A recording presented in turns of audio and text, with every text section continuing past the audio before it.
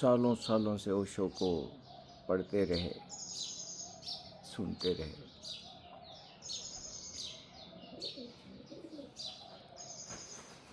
पूना में रहते, काम करते, कई सारी मीटिंग्स में रहे, कई तरीके के विचार जाने, ओशो के निर्देश जाने, ओशो अपने कार्य को कैसे डिज़ाइन दे रहे थे, वो सब जाना। तो जितना एक मेरा अनुभव रहा, जितना मैंने काम किया और जितना सुना और जितने हमारे अग्रजों के द्वारा हमें बताया गया,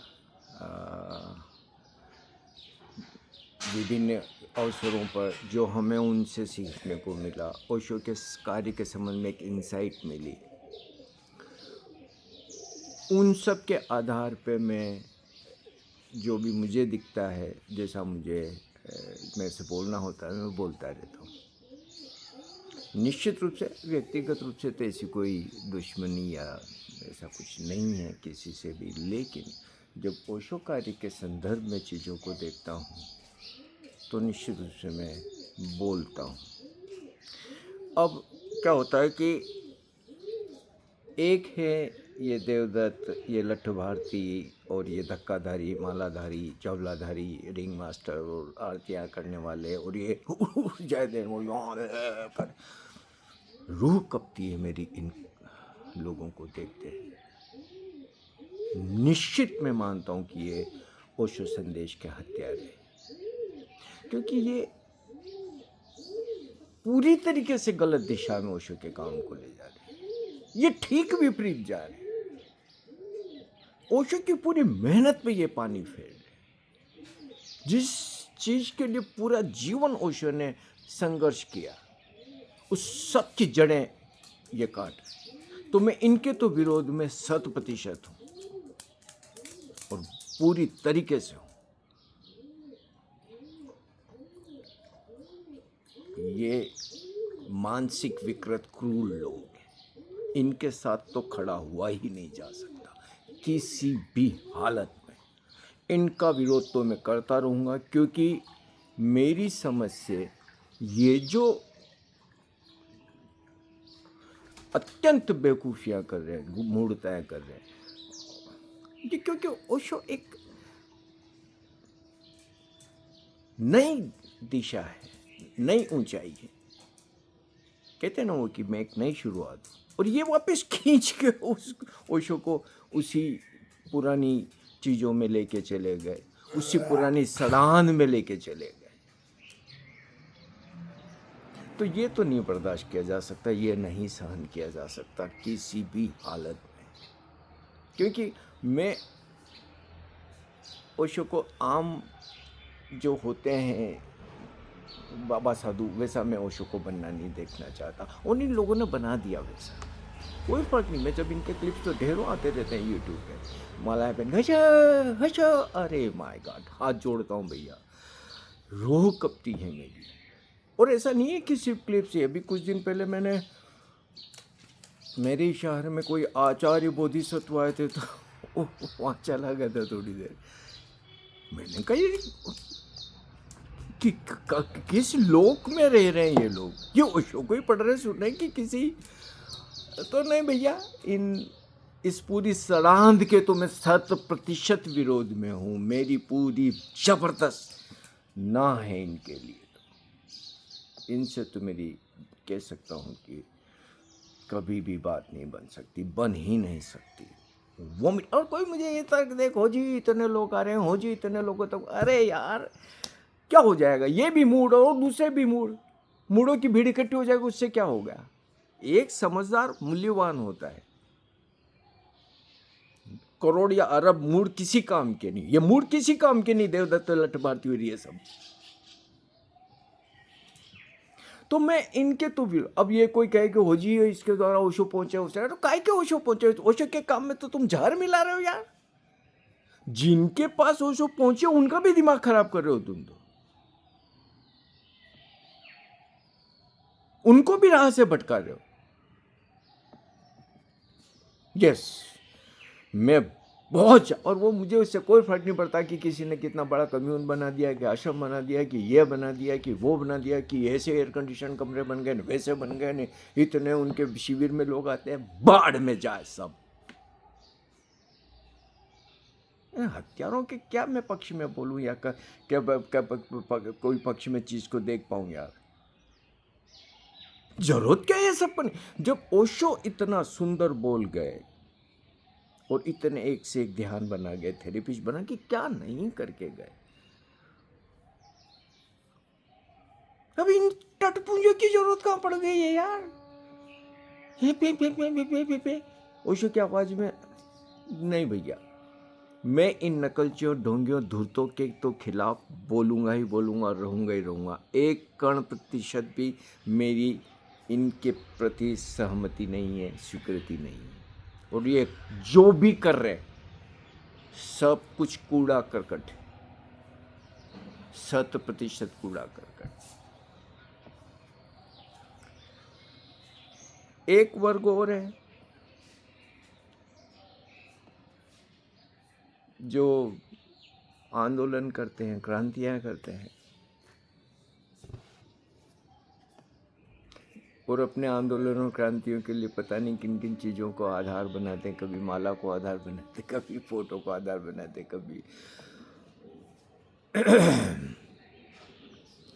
इस पहले वर्ग की तुलना में वो उतना बुरा तो नहीं है, लेकिन उनसे भी मेरी तालमेल नहीं बैठ पाती, क्योंकि मेरे लिए ये निश्चित रूप से निर्णायक बात है कि ओशो हमें क्या बोल गए। मेरे वो सद्गुरु हैं, जो वो बोलते हैं वो मैं उनको स्वीकारता हूँ। यही शिष्य का काम होता है।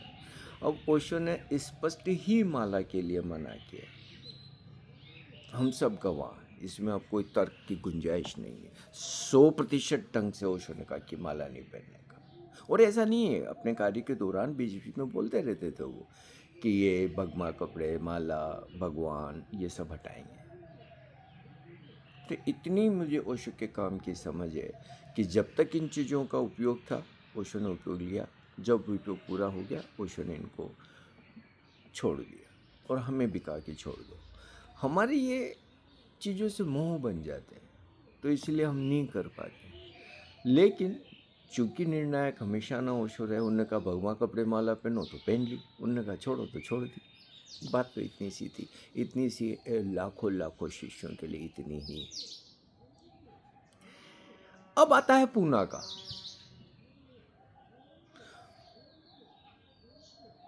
यस, मेरी असहमतियां हैं,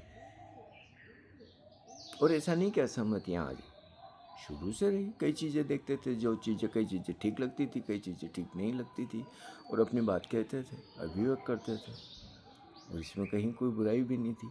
आज भी अपनी बात कह देता हूँ। लेकिन यस, मैं ये कहूँगा कि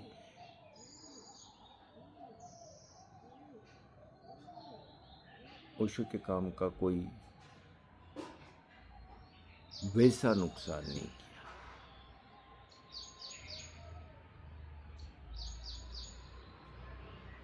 उनके साथ में खड़ा हो पाता हूँ, हो सकता हूँ, आज भी खड़ा हूँ।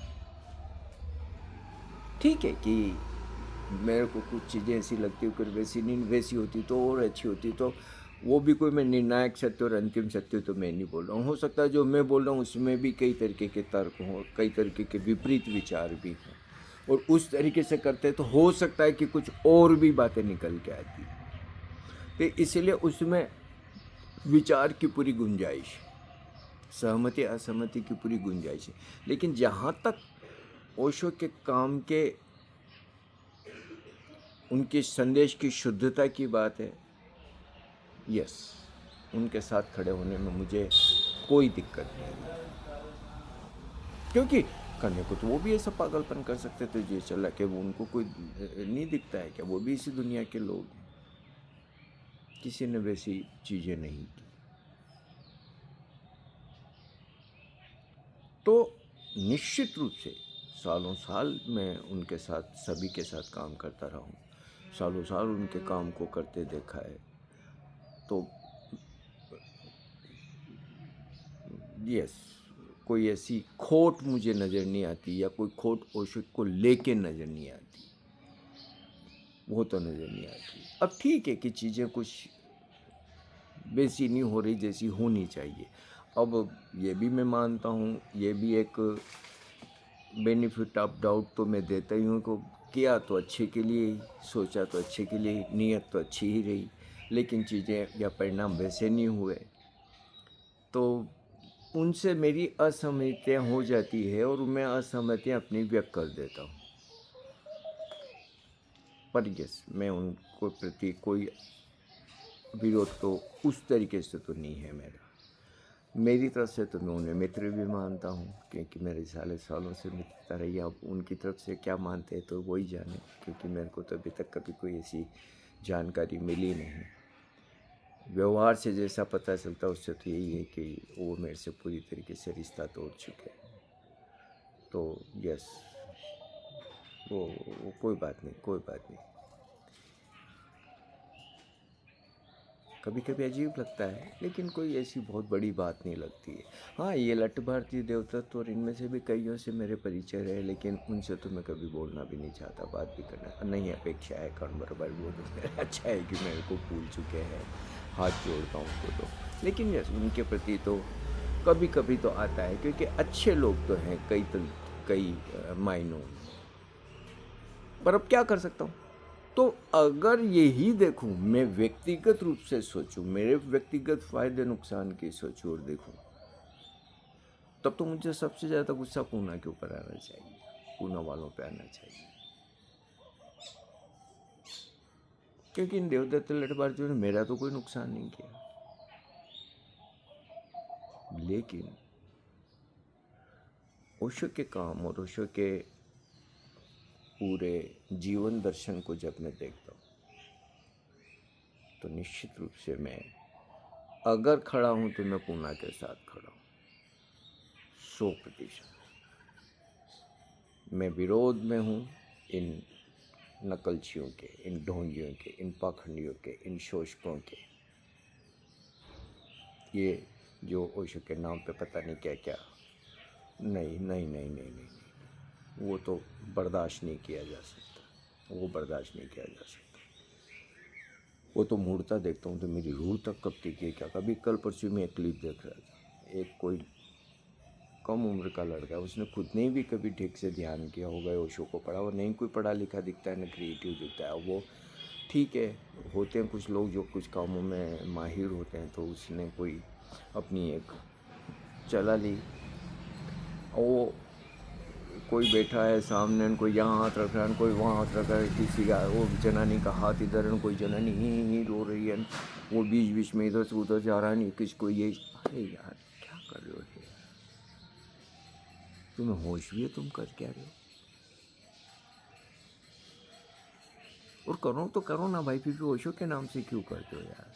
इतना वाहियात व्यक्ति, इतना घटिया इंसान जब इस तरीके की हरकतें ओशो के नाम से करता है तो दुख तो होता है यार, गुस्सा तो आता है निश्चित रूप से इन कमीनों के ऊपर। तो ऐसी कोई बात पूना के साथ मेरी नहीं। व्यक्तिगत फायदा नुकसान तो चलो ठीक है, जिंदगी है, चलती रहती है, चलती रहेगी। लेकिन यस, ओशो संदेश और ओशो कार्य को लेके तुलनात्मक रूप से देखा जाए तो मैं निश्चित रूप से पूना के साथ खड़ा हूँ और खड़ा रहूँगा। ये बात तो मैं स्वीकारता हूँ। ठीक है, वहाँ की कुछ चीज़ों से मेरी असहमतियाँ है, ऐसा नहीं कि नहीं है, और वो असहमतियाँ मेरी शुरू से है, लेकिन वो ओवरऑल कोई इतनी तो बुरी नहीं है जितने ये हरामी लोग करते। तो ये मेरा स्पष्ट है कि मुझे कैसे चीज़ें दिखती है। बाकी चल रहा है जीवन, देखते कब तक चलता है। हमारे वीडियो को सब्सक्राइब करें, लाइक करें, शेयर करें, और हमारी थोड़ी वीडियो की दुकानदारी चल जाए तो थोड़े पैसे वहाँ से आने शुरू हो जाएंगे, पर अभी तक तो नहीं बना है ऐसा कुछ। तो ये भी एक मेरे को इनडायरेक्ट सहयोग हो सकता है, तो अगर कर सकते हो तो ज़रूर करें।